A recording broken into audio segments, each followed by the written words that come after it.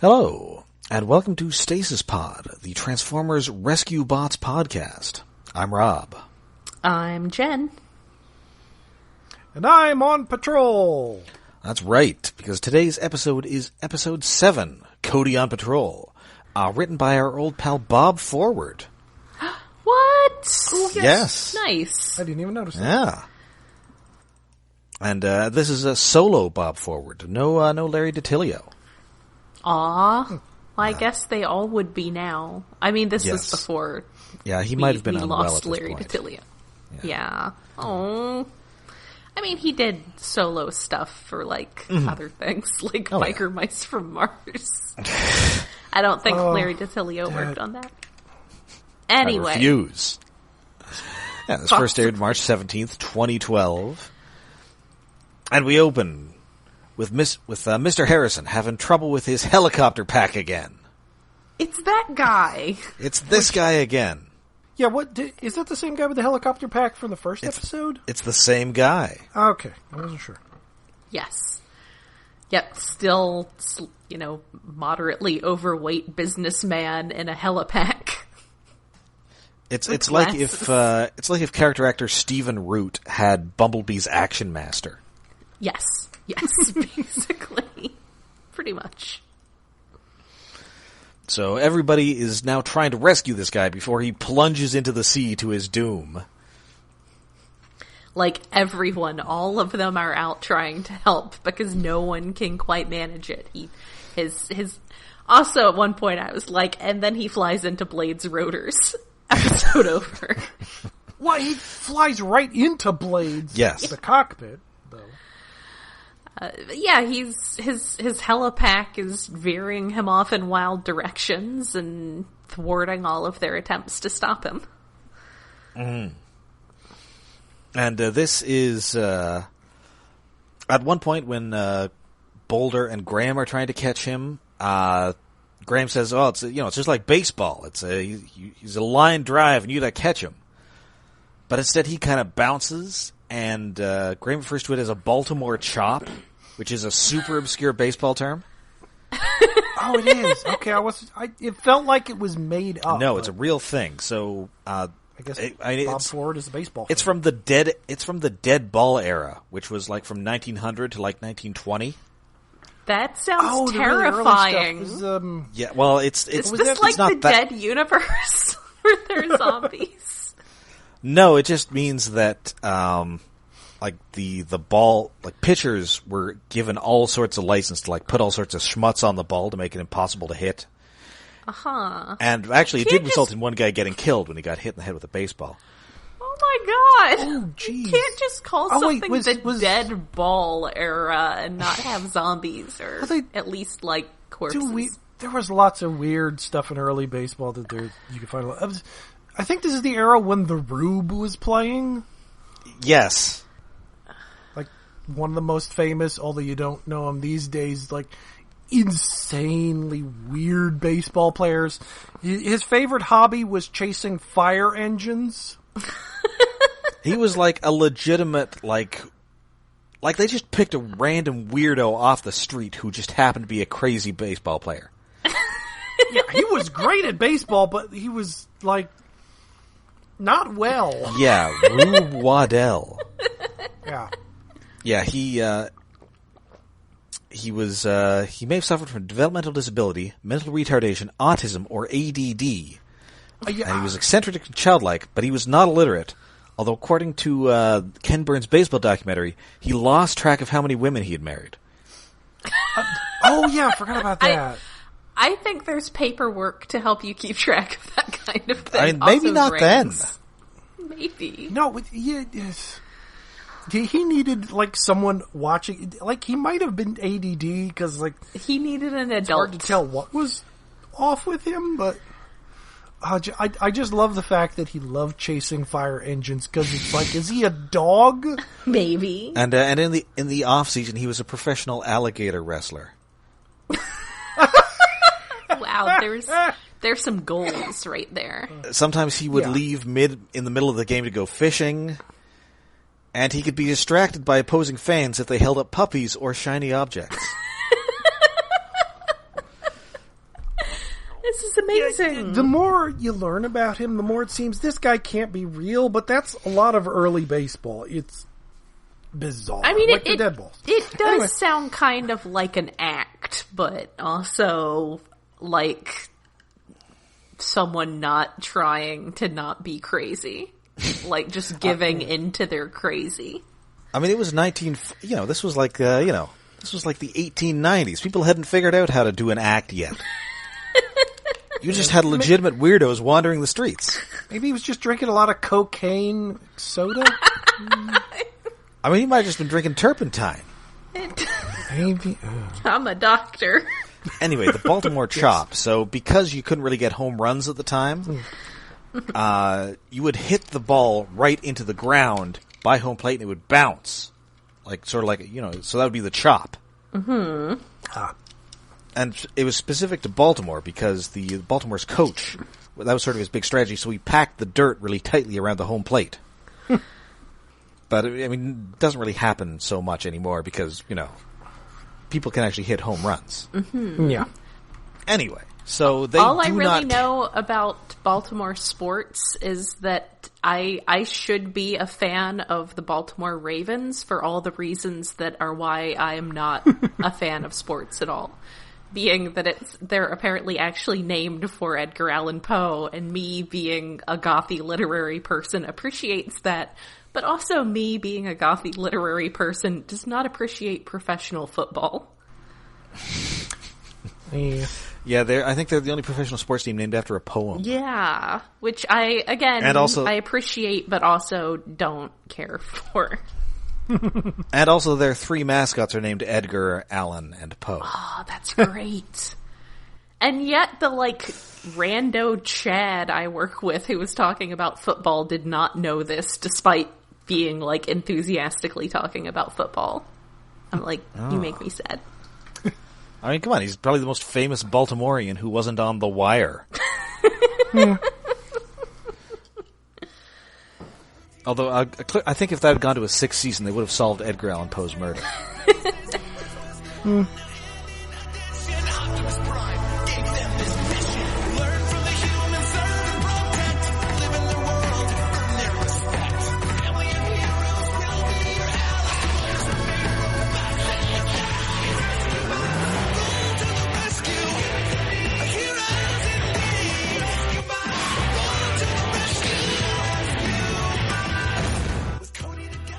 Anyway, so nobody can actually catch this guy, but then here comes a mysterious masked man in a doofy little go-kart who catches him with a fishing rod.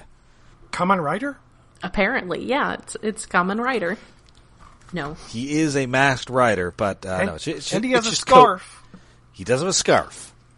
But also he's a small child, and it's Cody. And he's riding a go-kart and not a sick motorcycle. A really slow go-kart. And an antique go-kart that Chief Burns built when he was a lad. So 50 years old. I'm pretty sure that you shouldn't...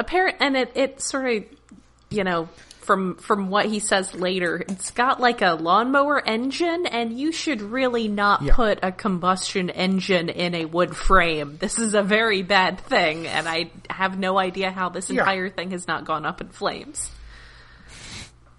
What the hell? Well, indeed they take it back to the station, and the rescue bots are just kind of poking it as if they expect it to explode at any time.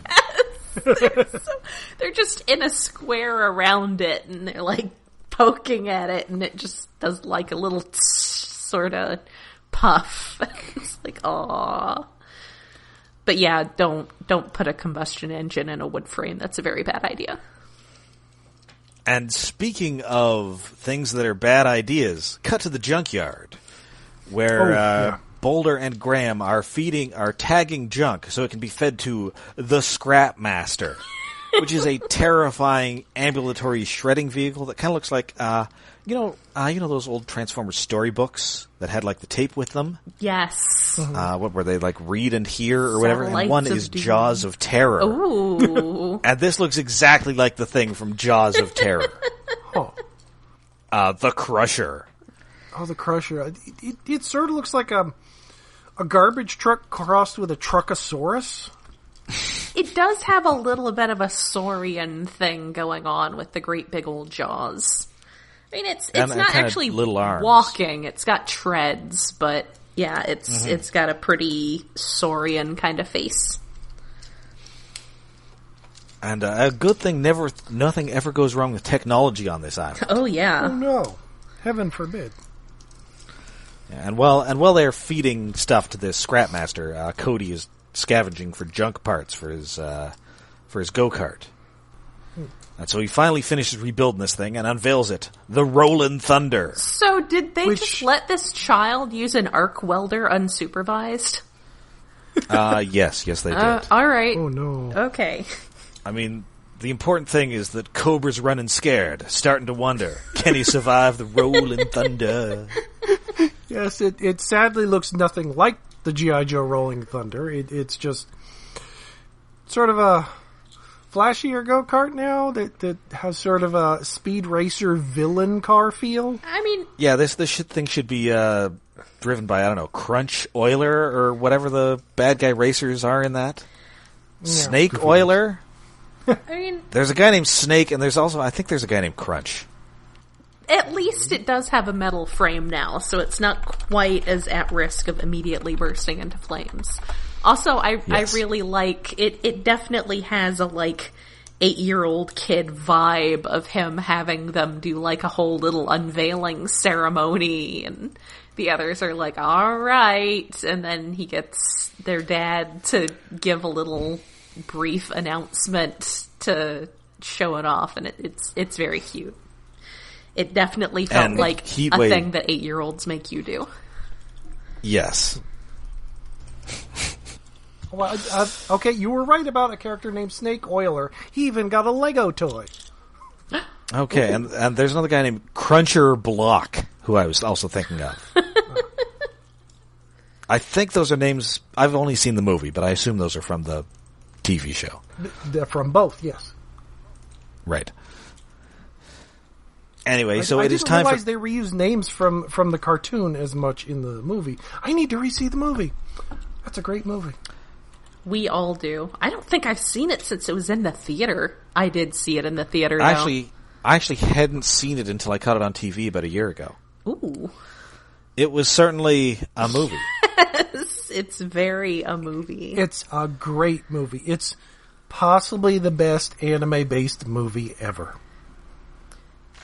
Well, I can believe that, but also their competition is not stiff. I would say that it's definitely part of the situation, yes. The best Western adaptation of an anime.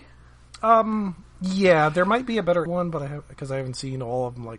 The recent JoJo ones are supposed to be really good. Mm. Anyway, it is time for Cody's first rescue mission, and it is once again Mrs. Niederlander's friggin' cat again. Again, for the third time. Kitty. 2 episodes in a row. She's got to put a little fence around this tree or something. She does really need to address what's causing this with her cat, because, I mean, if my cat kept getting itself stuck up a tree all the time, it would be time for at least claw trim. Yeah. But indeed, it takes him so long putting along in this go-kart that by the time he gets there, she has gone up into the tree and rescued the cat herself. Yes. So this is Mr. Pettipaw's rescue number 3 of the series. Yes. And luckily, Griffin Rock has special routes for alternative vehicles, and we see a guy there on a hoverboard. Yes, and then later... Yeah, there's a hoverboard, there's a monocycle thing we see. There's a motorized... stroller? Yes, there's a lady on a scooter stroller sort of hybrid thing, which is pretty great. I mean, yeah, it's weird, but the scooter stroller is neat, but the pod the baby is in looks a lot like the pod the child is in Mandalorian. It was uncanny. I have Disney Plus now, so I get those jokes. Oh yeah. But I mean, There were some good points made by Chase that Cody should not be driving this on the street. It is not street legal.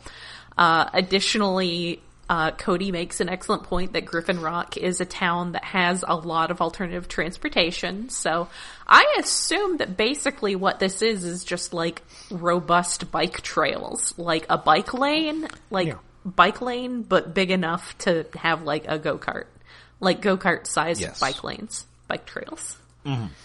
Well, I mean, clearly, we see a guy in a helipack in the opening scene. People are using all sorts of things to get around. Yes.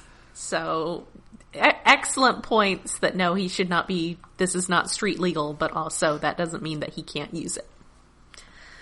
Mm-hmm. I appreciate that is addressed. Yes.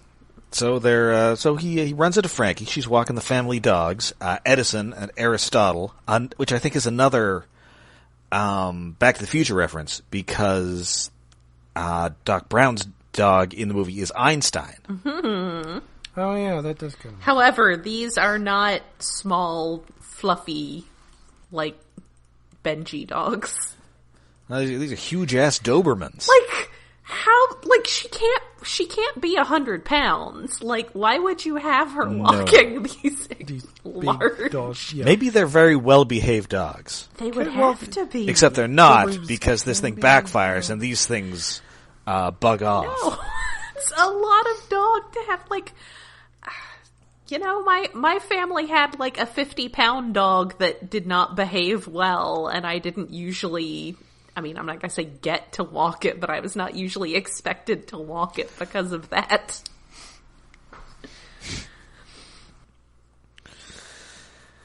So luckily, they're about to run through traffic, but luckily they're running through a park where Boulder and Graham are planting trees. And Boulder is there to stop these dogs. And as a nod to a running plot line, Frankie's all, "Oh, so you told your robot to stop the dogs, right?" And Graham's all, "Yes. Oh, yes, I did." I do. Before she says that, I do like that we get a Bob Forward episode, so that means it's time for some meta plot. Yes. Yes. Oh yeah. But like the first thing she says after the dogs are rescued is, "Thank you, rescue bot." Yes. She thanks Boulder first. Yes. Mm-hmm. Which is the first person to like I think it's the first person in the entire show to acknowledge the robots before anything else. Yes, well, because she's the one, she has basically figured out at this point that these robots are alive. Yeah. At the very She's least, pretty sharp. They are some extremely advanced AI, possibly actually alive. But yeah, she's very smart. Not physically fit enough to be walking a pair of Dobermans, though. Come on. Well, I mean, she could be in great shape, but she's also like 10 years old. Yes. Yes.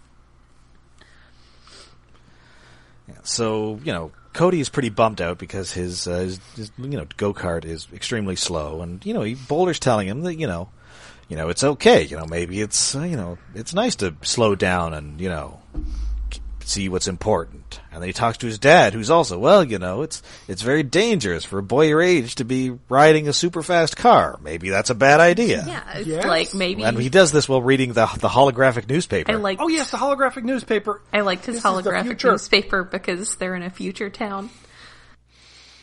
And yet it's also like a small town, so those are probably like holograms about like local want ads and yes. Talent show. Yeah, this is the holographic penny saver. Yes. Oh, it's so strange. I do feel like... Why is it still paper-shaped? Why is he holding it up? I think it's kind of interesting. Also, the weird thing is, I think it's kind of interesting. The weird thing is we've seen physical newspapers. Yeah. Yeah, because Doc Greene was making a machine. Maybe they had to transition to holographic newspapers. Yes, because the newspaper shooter was so dangerous. Yeah, after several hospitalizations due to newspaper trauma, we all had to switch to holograms because nobody can huck a hologram at your face. So I think it's interesting that they talk, and this is sort of something earlier too with Cody, is that they talk about like when you're older, and it's like basically he just needs to be old enough to have like a driver's license. Maybe like, wait till he's 18 or something. But I just feel like they're weirdly vague about when he will be old enough to, you know, take part in these sorts of activities. Because it is basically like, no, you can't do this because you're not old enough to have a driver's license. And that's a legitimate, like, thing. That's not just being a parent being wary and you know, not trusting you enough. It's like, talk to Chase about this. He can explain it. Yeah, well, it is weird that, like, he does know how to drive, but they don't actually mention driver's license. Although, I guess kids now probably learn to drive a lot better because, like, Mario Kart and stuff. Whereas I had to learn how to drive in a large boat of a car in a cemetery. I mean, I have known people, by which I mean, like, my mom, who, you know, people who are on a farm, and so they're driving, the family pickup truck around the farm before they're old enough to actually be driving it on the road. So there are circumstances where, you know, you might learn to drive on private property, but yeah, you can't actually drive on the road until you're licensed. So yeah, I mean, it's not unreasonable for him to, like, learn to drive, but he can't exactly go out helping everybody. They're not going to make an exception for him to, like, drive actual vehicles. Yeah. Anyway, so two people have told Cody not to do this thing, so he's decided, well, I'm gonna do this thing. He's going to go find the best people to help you do things that you should not do. He's gonna go to Doc Greene's place. Yes. And even worse, Doc Greene is not there. No. It is just Frankie who's decided to enable her friend today. Yes. He's like, well, hey, why don't we open up my dad's cabinet of super dangerous fuel additives? Also, his cabinet of super dangerous fuel additives really looks like under a bathroom sink. I swear there's nail polish remover under there. It is such a weird... It's like it's got a drain cleaner from under a sink, or it could also be a liquor cabinet. Who knows what's in there? But it said, any of them will do to make the car go faster. None of the bottles look the same. What is all this stuff? What the hell? Dangerous. Dangerous is what this Very is. dangerous. It's more dangerous than a liquor cabinet. Yeah. And it's not locked. No. No, it's not. I mean, let's be honest, Doc Greene's liquor cabinet probably also has some weird stuff in it. Yeah. Well, yeah, a couple of them glow various colors. You're going to have greens and purples in there. Yeah. Maybe a blue. He's definitely a guy who brews his own beer out of weird stuff. Yes. Oh, well, which would make him an engineer more than a scientist. Oh, he's a little of all of that. Yeah. Oh, I miss engineers that they would brew coffee and beer and other things. Coffee beer. I've had coffee beer. It's good stuff. Well, they wouldn't usually brew it in the same receptacle. They would create something different. Anyway, so he finds some this is nanite fuel, which Frankie does not recognize at all, and it's got a mysterious, weird M logo on it. Totally. Sort of an M, sort of an arrow in a circle. It's the same kind of, not exact, but it's the style of logo you would get from, like, an Umbrella Corporation or an OCP. Yeah, this is an evil corporation logo, so Cody decides, hey, why don't I put all of this in here? Because as he says, if a little is good, a lot will be better. To which Frankie says, my dad said something like that once, just before the lab exploded. Yes, before the explosion. I guess when he decided to be less Dr. Emmett Brown and more Tim the Toolman Taylor. Yeah, the explosion. Is that what happened to Mrs. Greene? Oh, God. We don't know. Apparently. Or like Frankie number 12. It was a mess, Frankie. We were finding her teeth for months. Oh, no. Oh, wait, doesn't Doc Brown's wife die in a really weird way? I thought his wife was Mary Steenburgen. I don't remember. No, didn't he have a wife before? Crap, I don't remember. I don't think so. I do remember that one time he was in the Old West and he was shot in the back over a matter of $40. Yes. Yeah, I don't. I may be remembering wrong. And then I was committed to the insane asylum by Biff Tannen. Anyway, so he pours this thing into his fuel tank, and immediately this thing turns into a terrifying engine of destruction. Yeah, it does not stop. Go on. I don't know that you get a good look at them just yet, more than you do later in the episode, but they look... At first, I thought they looked like tiny traffic cones. Yes, but they're like inverted. Like instead of being orange with a stripe, they're gray with orange stripes. And they're making like bee noises. They actually seem to be like, I guess, sort of like stylized screws or rivets. But yes, also they are making bee noises for some reason. These are scraplets. Which means, of course, these are prototype scraplets. These are kind of reverse scraplets. Because they seek out machinery and fix them rather than seeking out machinery and killing it. Oh, they're anti-scrap. They're mirror universe scraplets. Yes. Yeah, and of course, by bee noises, I mean they all sound like Jerry Seinfeld. No. What's the deal with this go-kart? What's the deal with go-kart fuel? Who are these people driving go-karts? Who are these people?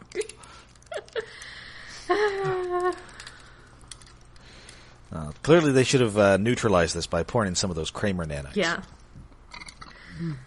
They just sort of bust in without being invited, but then they get super racist. Anyway. Well, that might stir up the Seinfeld nanites more. To stop it, you need some pneumonites.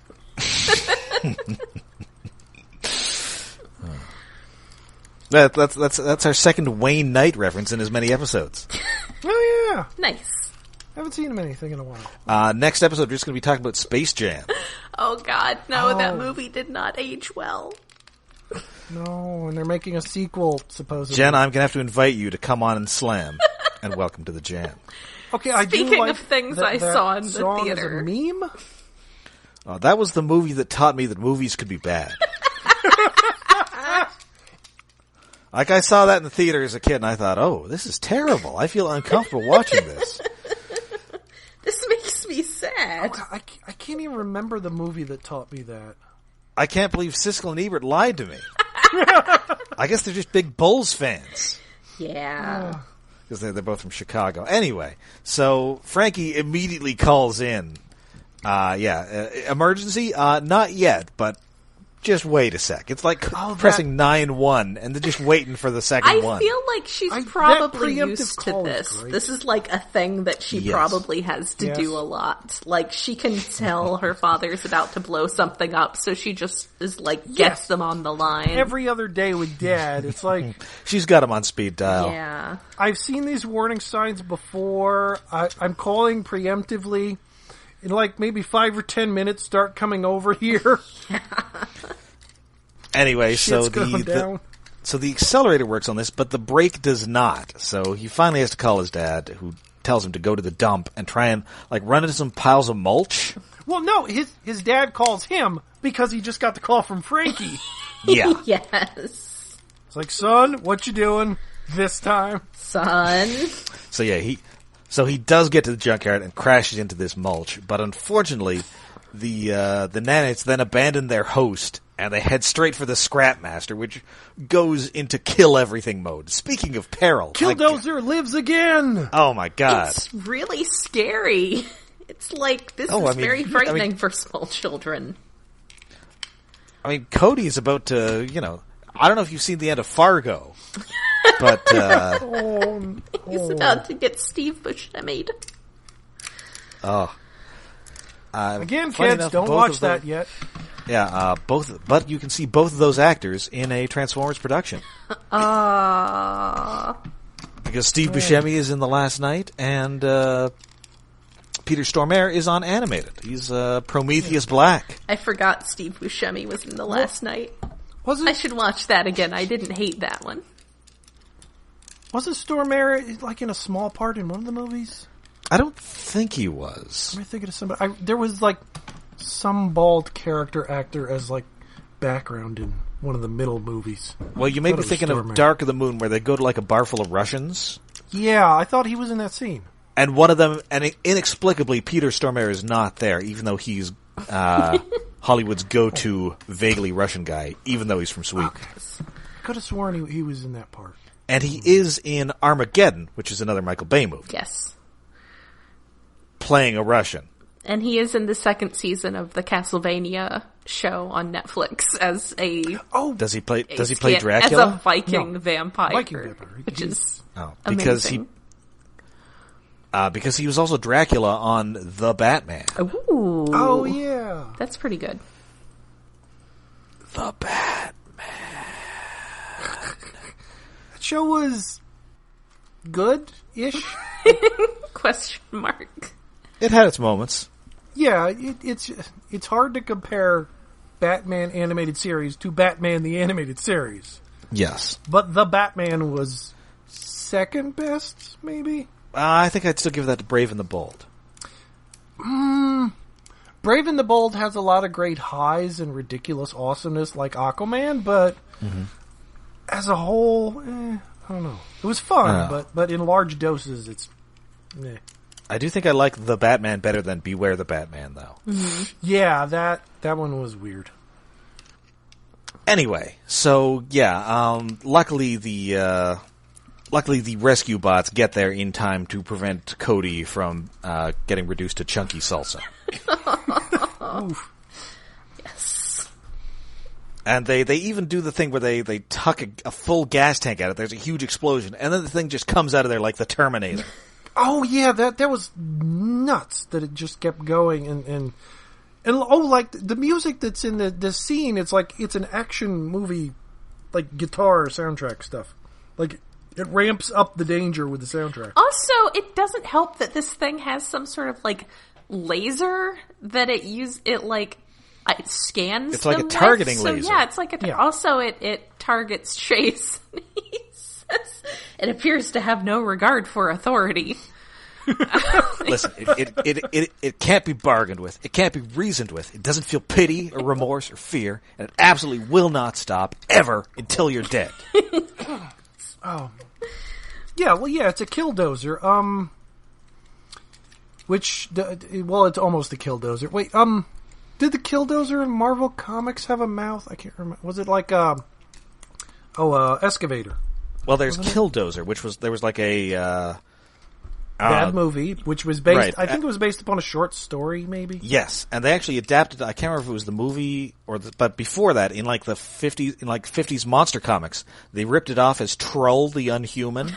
Oh, that's what it was. Who has showed up in modern Ghost Rider comics? That's a super generic name that does not make me thing. think of an excavator. That just makes me think of a Cthulhu monster. Well, he's like an alien from outer space who possesses an excavator. Oh, wow. Which is the kind of the plot of the original short story, like it was an alien thing, and it's sort of in the crappy movie version, but not really. Like there's a glowing rock, and then 50 minutes of boring bullshit of what do you call it? Bulldozer, like just driving slowly around an island. Yeah, it takes a while for this Killdozer to do any killing. Aw, that's boring. This should be more like Maximum Overdrive. I'm not even sure it kills anyone in Killdozer. Yeah, you might as well just watch. Yeah, you might as well just watch Maximum Overdrive or the legendary heavy equipment safety film Shake Hands with Danger. Yes. Shake hands with danger. There's a guy you ought to know. That's another thing to watch. So Boulder, he dashes in and he finally pulls this the gas tank off this thing. Mm-hmm. But then the nanites leave the gas tank and they go into Boulder. Oh no! And he becomes evil Boulder. I mean, yeah, his eyes change color. He's still like himself. He's just not in control of his body. So he's not being. He becomes the Killdozer. He's not evil, but he is possessed. Yes. So he just, tromps through the park, and most horrifying of all to him, he just starts destroying these trees, and he's horrified. That's dark, man. Oh, yeah, he keeps apologizing to the trees. Oh no, sorry, trees. Oh, Boulder. Because apparently these things seek out ever more powerful machines to possess. Yes, so they are looking for the most so powerful machine. I guess much like Tim the Toolman Taylor, they want more power. Yes. Oh. I'm sorry, there's too much Tim Allen in this episode. By which I mean any Tim Allen. Yeah. Well, we could go. What's his name? Clarkson from Top Gear Power. Although he's also kind of an asshole.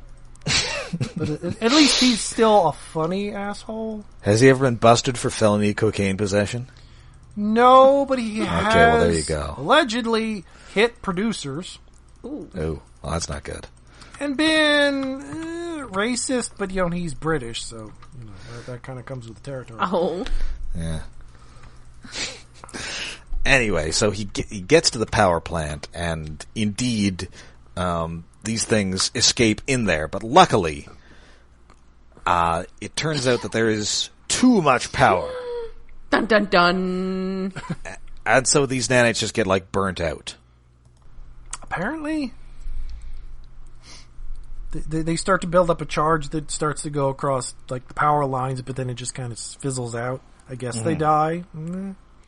It seems that way, although, stay tuned. I feel like it's more just that they're because they were saying that, it overpowers whatever, they overpower whatever they're a part of, but they said that it should be okay if they get into the power plant because basically the power plant is so big it'll sort of diffuse them to the point where they're not really able to affect anything. So I think they just sort of got balanced out basically.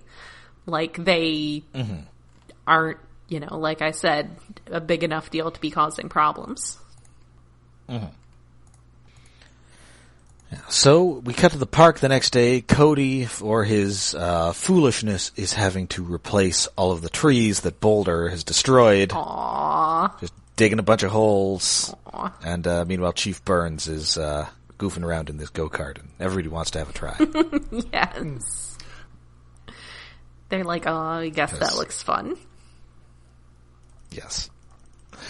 And meanwhile, back at Doc Greene's lab, Frankie, she's looking through the inventory, and those nanites, they're not in the inventory. And she sees the little logo on the container of this little high-tech tube thingy, and which makes me wonder, is Doc Greene employed by Mech? Yeah. Maybe Magneto? Maybe Capsule Corp? I don't know. It had sort of a MODOK? C thing. It sort of seemed like a C, too. I don't know. Is it an depends M? which way you turn it around. Did he get these from Mech? Did he get these from Agent Fowler? Did Agent Fowler get them from Mech and give them to Doc Greene to mess with? I don't know. It's all scary. I don't like it. I think it might be a combination of an M and a T. Dun dun dun. Okay. We're going to find out what the deal with that is before the end of the season, because there is a running plot in this movie or in this show. Like I said, you see Bob Forward there. It's time for some meta plot. That's right. Stuff is about to get real. And we will indeed get a very special guest star. Ooh. That's right. I think I did see this. I think I did see the very special guest star. Poppin'. Yeah, so, of course, this was a pretty enjoyable episode, and it is interesting we are getting that the inklings of an ongoing plot line. Yeah. Yeah, that's nice for a children's show, or more of a children's show than usual Transformers. Smaller age group or younger age group. That's a good episode. It again, the peril ramps up though with the killdozer. Oh yeah, that thing is terrifying, and it comes back. Yeah. Oh goodness. It's scary. All right, so David, it is time for Tokusatsu Corner. Yes. Oh goodness. Tell us about the Tokus. I did. And the Satsus. time for our minute of QQ Sentai Go 5. This episode, The Beautiful Saima's Trap. Which, like, as they're doing, like, Ranger-specific episodes, this is sort of a Blue-specific episode. Like, each episode, they're also of the Saima alien cataclysm monsters. It's sort of a episode for them, too, because they're switching around, like, which one sends the monsters in charge of the plan. And one of them, Kobolda, his name sounds like Cobalt. He's the big dumb one of the group. Like, he creates this mole monster, is going to start a plan to capture a scientist coming from America with, oh hey, there's a Gaijin actor, with earthquake data so they can create better earthquakes or something.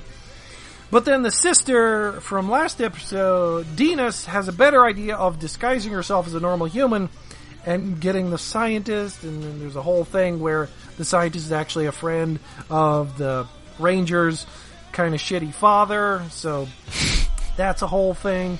And there's almost a haunted hotel, because it's the imps, the henchmen, the putties of this series are just creating fog around this hotel where they have to end up driving to for no reason. Like they just have a fog machine.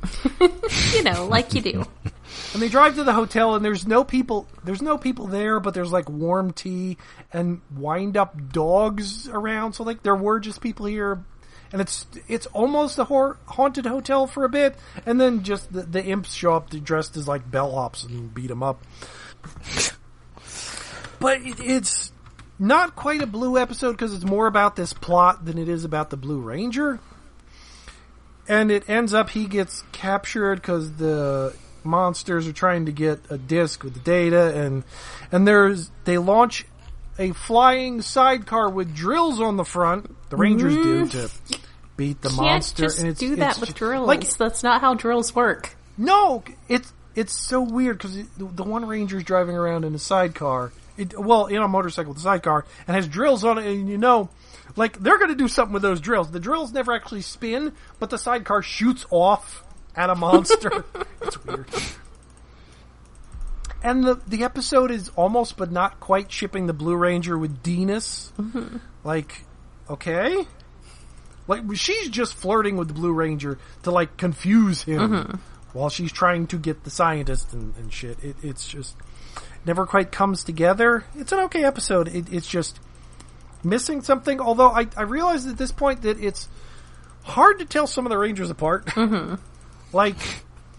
The Red Ranger, like, he's got spiky hair. He's the talkative one. He's almost always in a gray hoodie with a red shirt underneath it, so you can tell him.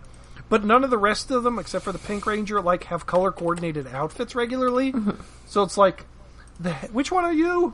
Blue Ranger at least has long hair, but green and yellow, like, they have the same haircut, and one of them's a little bit taller. So I confuse them all the time. Mm-hmm. It does not help that their normal outfit, like they wear normal clothes when they're not Rangers, but when they're out doing stuff, driving around or rescuing people, they're all wearing like fireman orange big bulky coats, so there's no way to tell them apart in a distance shot. Yeah. At all. It's like, oh, a family of dark-haired, like short-haired, except for one guy, people. And, well, one of them's a girl, I guess, but they're all in orange, so I don't know. It's an issue. Yeah. I guess it's sort of spoiled by Power Rangers, where they're almost always in the right color of the Ranger they are. It's really helpful, I gotta say, after watching a few episodes of this show. Like, color coordinate at least a little guy. Yeah. Like, why can't you be wearing... I mean, the Red Ranger, you can spot him. The Pink, because she's the only girl. But, the rest of those guys... Also, the rest of the guys don't have personalities as such. Like, they may have one character trait like, Green likes to fly. Right. Yellow, I guess he's the funny one. And Blue is the cool-looking one. But again, that's it's paper thin right now. Still no brooding anti-hero? Well, the Blue is sort of the brooding, like the cool guy of the group when you have the 5-man band. I guess that's okay. He's the cool one. I guess that's okay. It was before that set in like modern Rangers, where like the 6th Ranger, once they show up, the show kind of becomes about them half the time, and that's kind of an issue because. Well, modern stuff is like the Red Ranger, he's always the important one, although now he's not the cool guy like he used to be in the old shows. He's sort of morphed into like, he's the energetic, peppy guy who can be sometimes annoying as fuck. Mm-hmm. Oh, I'm cursing on this episode, I should take that out. But he can be annoying, and then there's girls, they're girls, and then there's the other guys who get some scenes to themselves, but when the 6th Ranger shows up, like, it becomes about the 6th Ranger and the Red Ranger, and nobody else really gets anything to do most of the time. Anyway, that's Ranger Talk for this week, and we're done. All right. Yeah, so you can find us all over the internet. We are on Twitter, we're on Facebook, and we have a Patreon. Yes, we are hosted on iaconunderground.net, where we have a Patreon set up to help with hosting and other expenses. That is patreon.com/iaconunderground. And we're going to do something for March. It's going to be very exciting. We don't know what. Yeah, that's right. We don't know yet, but it'll be cool. It'll be exciting. Yeah, so, until next time, when... Oh, I forgot to look what the next episode is. That's first. What is it? 4 bots and a baby. Yes, so, when we are haunted by, like a weird child ghost in that episode, I guess. Yeah, what? No. I don't like it. Oh, yes. That definitely happens in that movie. There's a ghost that... Listen, it's either the ghost of a small child or it's a cardboard cutout of Ted Danson. I don't know which is more likely. Well, I guess it's a ghost of a small child then. Yeah. Okay, then. Oh, wait, does that mean next episode is going to be directed by Leonard Nimoy? Oh, right, I forgot. That's crazy yeah, that he directed that movie. Yeah. Because apparently he wanted to direct the remake of a French farce, and that's what he got stuck with. Mm-hmm. Or he really wanted to do that, which is... I'm not sure which is weirder. Well, I was actually hoping to direct the remake of Little Indian Big City. Ooh. No. Sorry, I got Tim Allen on the mind.